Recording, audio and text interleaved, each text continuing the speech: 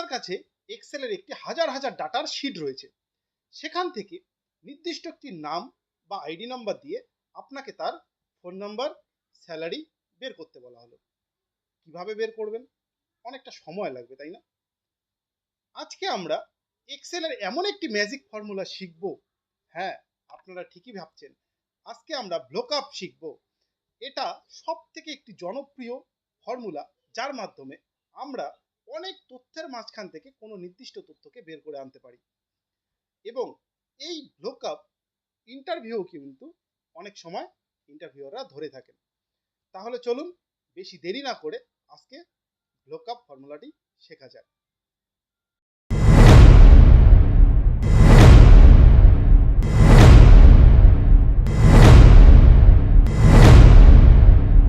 চলে এলাম কম্পিউটার স্ক্রিনে। এবার আমাদের বুঝতে হবে লুকআপটা কি। লুকআপের পূর্ণরূপ হলো ভার্টিক্যাল লুকআপ। এর মানে হলো লম্বালম্বি বা কলাম বরাবর। যখন আপনার ডাটা কলাম বরাবর থাকবে এবং সেই ডাটার উপর ভিত্তি করে আপনি পাশের কলামগুলোর তথ্য বের করে নিয়ে আসতে চান, তখনই লুকআপ ব্যবহার করা হয়। যেমন আমার এখানে এমপ্লয়ি আইডি গুলো রয়েছে।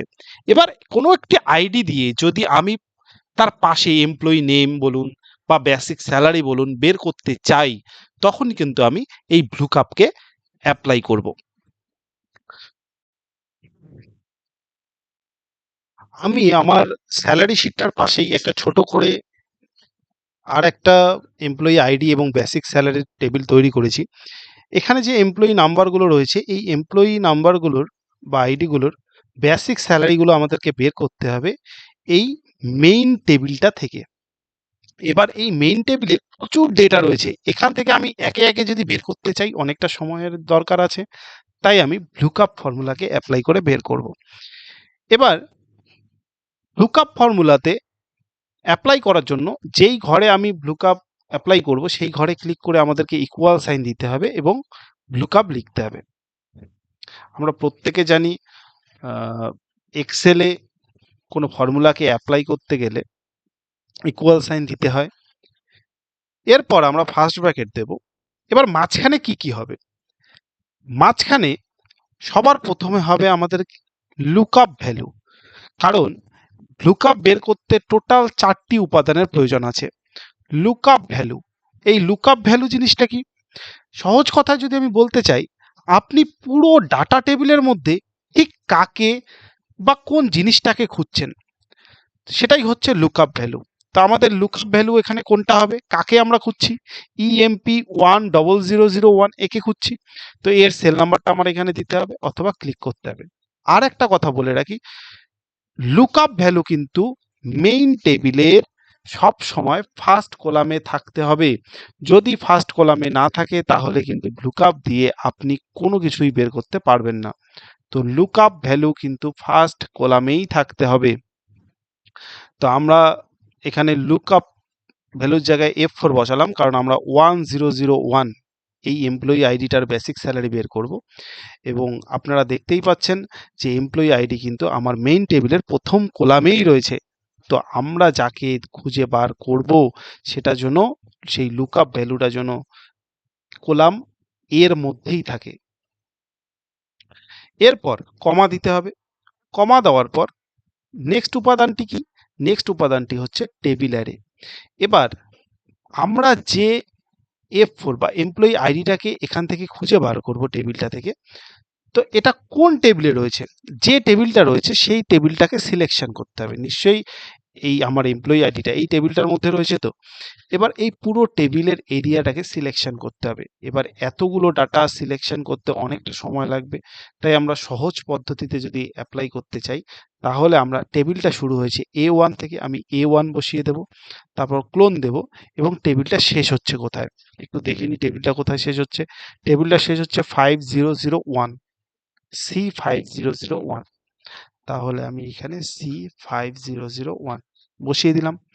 এরপর কমা দেব। কমা দেওয়ার পর নেক্সট উপাদানটি কি? Column index number. এবার এই কলাম ইন্ডেক্স নাম্বারটি কি? আমরা এই এমপ্লয়ি আইডিটাকে বের করে তার বেসিক স্যালারিটা বের করে নিতে চাচ্ছি। তো মেইন টেবিলে সেই বেসিক স্যালারিটা কত নাম্বার কলামে রয়েছে? আমাদের বেসিক স্যালারিটা কিন্তু 3 নাম্বার কলামে রয়েছে বা সি কলামে রয়েছে। তো সি লেখা যাবে না, আমাদের সেটা নাম্বারেই লিখতে হবে 3।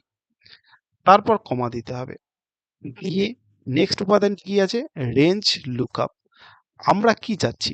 যে যাকে খুঁজছি তার পাশাপাশি কোনো কিছু, নাকি এক্সাক্ট যেটা খুঁজছি সেটাই?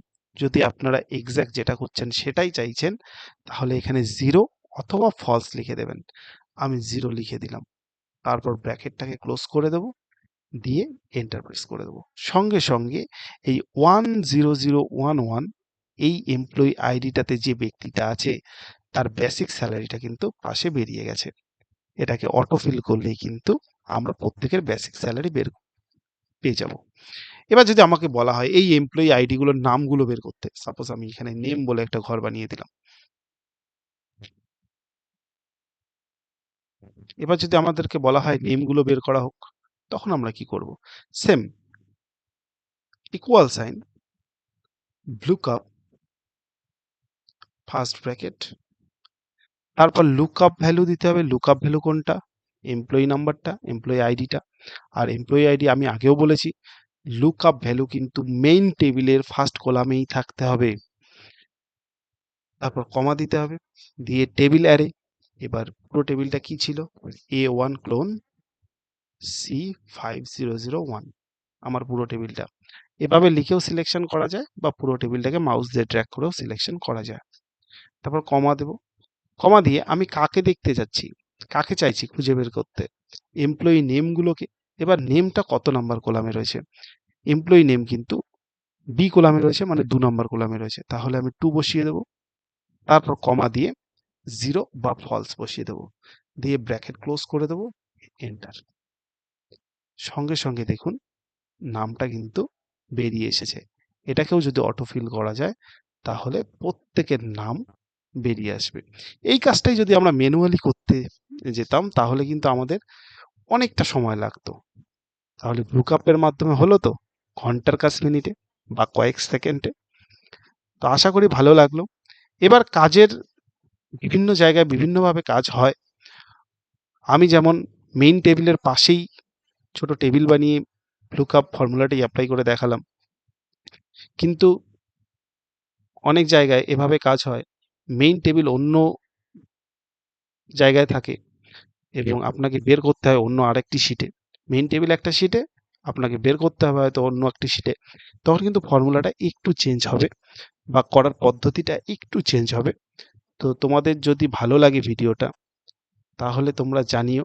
আমি তাহলে নেক্সট পার্টে এক শিটে মেইন টেবিল থাকবে, অন্য শিটে লুকআপ করে আমি ডেটা বের করে দেখাবো। তো কেমন লাগছে ভিডিওটা কমেন্ট করে জানাবেন। ফেসবুক থেকে দেখলে অবশ্যই ফলো করবেন এবং ইউটিউব থেকে দেখলে সাবস্ক্রাইব করবেন। ধন্যবাদ।